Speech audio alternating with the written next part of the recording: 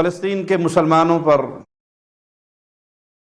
یہودی غاصب و مجرموں کی طرف سے جو ظلم و ستم کیا جا رہا ہے، ہر وہ مسلمان جس کے جسم میں زندہ دل ہے وہ اس ظلم و ستم کو دیکھ کر چھلنی ہو چکا ہے، غم کی دلدل میں ڈوبا ہوا ہے، پریشانیوں میں گھرا ہوا ہے کہ مسلمانوں کی اتنی بڑی تعداد موجود ہو اور یہودی ظالم مجرم ہمارے مسلمان بھائیوں پر، بہنوں پر، معصوم بچوں پر، بوڑھوں پر یوں بمباری کرتے رہیں، یوں ظلم کرتے رہیں۔ تو یاد رکھیے، اے ہمارے معصوم مسلمان فلسطینی بھائیوں پر ظلم کرنے والے مجرموں، غاصبوں، یہودیوں، ہمیں ہمارے پیارے نبی صلی اللہ علیہ وسلم نے خبر دی ہے، ایک دن آئے گا کہ مسلمان ضرور تمہارے ناپاک وجود سے فلسطین کی اس پاک سرزمین کو پاک کریں گے۔ مسجد اقصی جہاں سے ہمارے پیارے نبی صلی اللہ علیہ وسلم معراج کے لیے گئے، جو انبیاء کی سرزمین، تمہارا ناپاک وجود یہاں سے ختم ہو کر رہے گا۔ مسلمان تم سے انتقام ضرور لیں گے اور تمہیں یہاں سے نکالیں گے، پھر کوئی تمہیں بچا نہ سکے گا، کوئی تمہاری مدد کو نہ آ سکے گا۔ امام الانبیاء، امام کائنات محمد کریم صلی اللہ علیہ وسلم نے فرمایا، یہ درختوں اور پتھروں کے پیچھے پناہ لیں گے، چھپیں گے۔ درخت اور پتھر بھی آواز لگا کر کہے گا، تعال یا مسلم ان ورائی یہودی، مسلمان آؤ، میرے پیچھے ایک یہودی چھپا ہے، اس کو قتل کر دو۔ تمہاری رسی ڈھیلی کی ہے تو اپنے جرائم پہ نظر ڈالو اور کبھی نہ بھولو کہ ایک دن تم سے تمہارے ان جرائم کا انتقام لیا جائے گا۔ اور اے میرے مسلمان فلسطینی بھائیوں، اپنے اللہ سے اپنا تعلق مضبوط رکھو، صبر کے دامن کو تھامے رکھو، اور امام الانبیاء، امام کائنات، امام اعظم محمد کریم صلی اللہ علیہ وسلم کے اس فرمان کو یاد رکھو جو آپ نے ابن عباس رضی اللہ عنہما سے کہا تھا کہ پوری دنیا مل کر اگر تجھے کوئی نقصان پہنچانا چاہے تو نہیں پہنچا سکتی سوائے اس نقصان کے جو تیرے نصیب، تیری تقدیر میں تیرے اللہ نے لکھ دیا ہے۔ یہ آزمائش اللہ کی طرف سے لکھی بھی ہے اور یہ جلد ختم ہوگی۔ مسلمان جلد عزت اور سکون کا سانس لیں گے۔ سب سے اہم بات، اے فلسطینی بھائیوں، عقیدہ توحید کو سمجھو اور عقیدہ توحید کو مضبوطی سے تھامے رکھو، اپنے رب سے اپنے تعلق کو مضبوط کرو، عقیدے کو بھلا کر، توحید کو بھلا کر اہل شرک کے گلے نہ لگو۔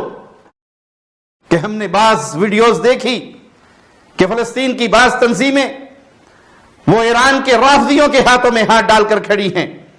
وہ مجرم، وہ ظالم خمینی جو صحابہ پر لعنتیں کیا کرتا تھا، صحابہ کی تکفیر کیا کرتا تھا، شرک اکبر کا بہت بڑا داعی تھا، اس کو وہ امام خمینی کے نام سے اور اس کے لیے رحمت اللہ علیہ کے آوازیں اپنی زبان سے بلند کر رہے۔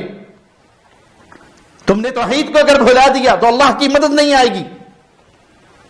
اگر رافضیوں کے دست و بازو بنے، حزب الشیطان، اگر تم اس کے دست و بازو بنے تو یہ تو تجار ہیں فلسطین کے معاملے کے، یہ تو اہل سنت کے خون کے پیاسے ہیں۔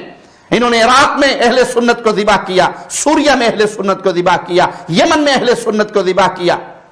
ان کی یہودیوں سے دشمنی نہیں، یہ جھوٹ کی بنیاد پر موت للامریکہ اور موت لاسرائیل کے نعرے لگاتے ہیں، حقیقت کے اندر یہ اہل سنت کے دشمن ہیں، یہ اہل توحید کے دشمن ہیں۔ ان کے میزائل مکہ پر تو فائر کیے جاتے ہیں، ایران کے دیے ہوئے میزائلوں سے یہ حزب الشیطان، یہ حوثی قبائل طائف اور مکہ پر تو حملہ آور ہوتے ہیں، لیکن ان کا کوئی میزائل یہودیوں کے خلاف استعمال نہیں ہوگا۔ تو تم عقیدہ توحید کو بھلا کر اللہ کے دشمن، صحابہ کے دشمن، قرآن کے دشمن، ان رافضیوں کے دست و بازو نہ بنو، بلکہ توحید کی بنیاد پر، عقیدے کی بنیاد پر اہل سنت کے ساتھ مل کر رہو۔ وہ وقت دور نہیں جب اللہ کی رحمت سے اہل ایمان سکھ کا سانس لیں گے اور ان یہودیوں کا اس پاک سرزمین سے ان کو نکالا جائے گا۔ اس موقع پہ ایک سوال پیدا ہوتا ہے کہ ہم عوام الناس جن کے ہاتھ میں کچھ نہیں وہ کیا کریں؟ جن کے ہاتھ میں کچھ نہیں ان کے ہاتھ میں بھی بہت کچھ ہے۔ دعا وہ ہتھیار ہے، آدھی رات کو اٹھ کر اپنے اللہ کو منانا، اللہ کے سامنے دعائیں کرنا، مظلوم مسلمانوں کی مدد کے لیے دعائیں کرنا اور یہودی غاصبوں کے لیے بد دعائیں کرنا، یہ بہت بڑا ہتھیار ہے۔ جو کچھ نہیں کر سکتے، جو صاحب اختیار نہیں ہے، کم از کم وہ مسلوں پر تو اپنے بھائیوں کو اپنے سجدوں کے اندر تو یاد رکھو، ان کے لیے دعائیں کرو، غاصبوں کے لیے بد دعائیں کرو۔ اگر آپ کچھ نہیں کر سکتے تو کم از کم یہودیوں کی مدد نہ کرو، ان کے وہ معیشت جو آپ کے گھروں تک پہنچی ہوئی ہے، ان کا وہ بنایا ہوا سامان جو آپ خرید کے انہیں نفع پہنچاتے ہو، کم از کم اس سے ہی اپنا ہاتھ روک لو۔ مسلمانوں کی مدد نہیں کر سکتے تو یہودیوں کی مدد بھی نہ کرو۔ یہ کرنے کے کام ہے، اپنی دعاؤں میں اپنے فلسطینی بھائیوں کو یاد رکھو، ان غاصبوں کے یہودیوں کے خلاف بد دعائیں کرو اور ان کی مصنوعات کا بائیکاٹ کرو۔ جو کر سکتے ہو وہ تو کر گزرو، اور اللہ سے امید ہے کہ اللہ ضرور وہ لمحہ لے کر آئے گا جب اہل ایمان کے دلوں کو سکون ملے گا ان یہودیوں کی بربادی کے ذریعے۔ بعض لوگ اسرائیل کو گالیاں دیتے ہیں، یعقوب علیہ السلام کا نام اسرائیل ہے۔ ان یہودیوں کو لعن طعن کی جائے، ان کے جرائم بیان کیے جائیں، لیکن انہوں نے یہ نام دھوکے کی بنیاد پر رکھا ہے۔ نہ ان کا یعقوب علیہ السلام سے کوئی تعلق، نہ ابراہیم علیہ السلام سے کوئی تعلق۔ اللہ کے انبیاء سب اہل توحید، توحید کے داعی، توحید کا پیغام پھیلانے والے، اور یہ مجرم اہل شرک ہے، اللہ کی بغاوت کرنے والے، اللہ کے دشمن ہے، مغضوب قوم ہے، ان پر اللہ کی لعنت برستی ہے۔